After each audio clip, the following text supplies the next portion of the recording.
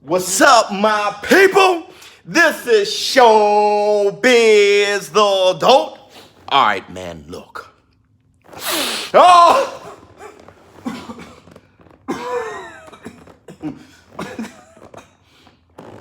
Oh my God.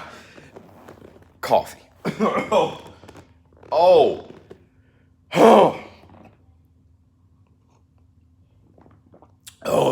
Rough night last night. A lot of talking. I received a DM in my Instagram from a few of you show business partners asking me to go a little bit deeper, a deeper dive on what happened last night. Hey, cover Romero versus Costa. ShowBizz cover Nate Diaz versus Pettis. Well, let me do that here. I do want to say that we're still giving away the Pops, Kid Buu, and Goku. All you need to do to win those prizes is subscribe and like. So, let's discuss the Romero bout. Many people said that it was a bad decision. Me, on the other hand, it may be a bad decision, or we don't know how to judge. Now, that can definitely be a fact as well. Here's what I mean. When I saw Paulie Malignaggi against Artem Lobov, I said Paulie Malignaggi, he gave Lobov a boxing lesson. He did. But he didn't win the bare knuckle fighting championship. Wrong sport. Same here with Romero. He had the best jab in the business. He gave Costa a boxing lesson. But he didn't win the Ultimate Fighting Championship. Wrong sport. So let's take a deeper dive with Romero, 42 years old. Old as balls. But Costa having the physical advantage, youth on his side, size advantage, hand speed. Romero did an excellent job adapting to that. Actually, he did what I've seen in boxing. Ali against Frazier, Ali against Bob Foster, playing possum, suckering them in. Since he can't just overwhelm them physically, he had to use timing. He had to use his experience. I've seen the same thing happen with Roy Jones. And honestly, a little bit closer to the sport, like I mentioned last night in my live stream, I've seen the same thing happen with Anderson Silva. And what happened was this. Costa pushing the fight, being the aggressor, overwhelming Romero physically. But Romero sticking out his tongue, playing possum, kind of looking like he's wobbled. Here's the thing. He couldn't match Costa hand speed. So what he did was use timing. Bam! Hitting him in between the punches. Boom! Countering when Costa was opening up.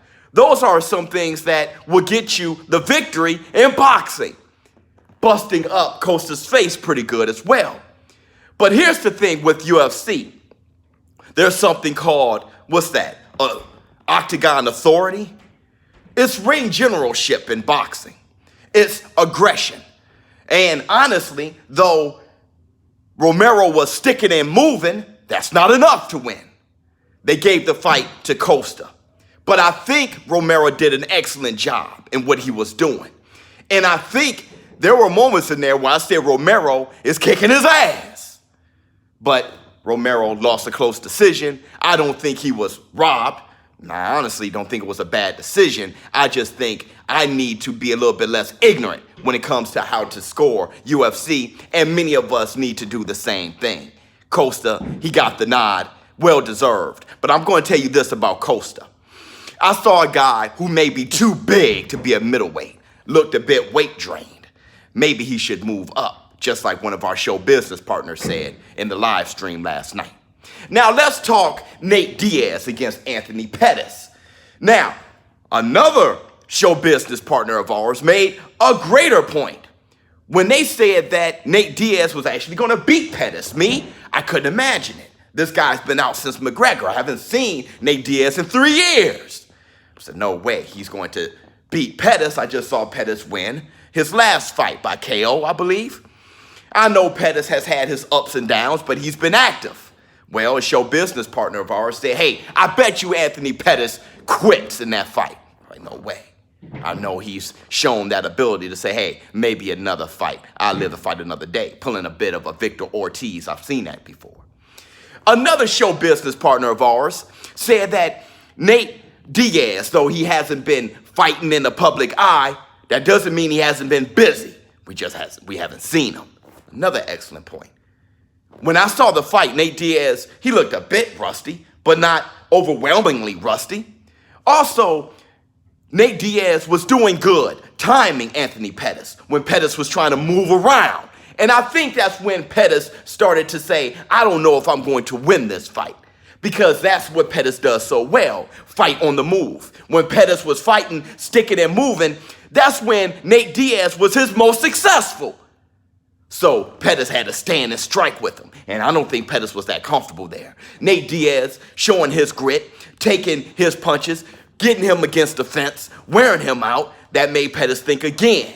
Also on the ground, it looked as though Nate Diaz just had Pettis really beat on the ground as well. And I've seen Pettis actually want to be down there a few occasions. Like, come on, let's stay down here because look, I'm tired. Here's the thing. It was so funny to me when I saw Nate Diaz look a bit exhausted. Pettis didn't look better as the more quote-unquote active fighter. And when it came to grit while they were both exhausted, it looked as though Nate Diaz was the one more willing to pull out the victory, which goes to the point of our show business partner saying, hey, I think Pettis going to quit.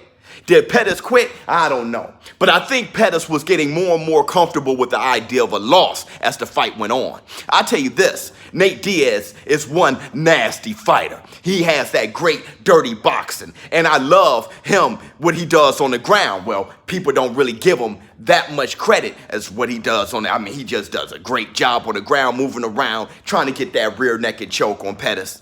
So he did an excellent job all the way around. He did the same thing to McGregor, their first fight. So Nate Diaz, we do want to see him again. Nate Diaz didn't look that rusty. And I think Anthony Pettis, if there was one thing I would like to criticize him on, is the fact that he can get comfortable with his demise and his defeat. It doesn't take much more to convince him. All you need to do is give him a little bit of push, and then he'll believe you.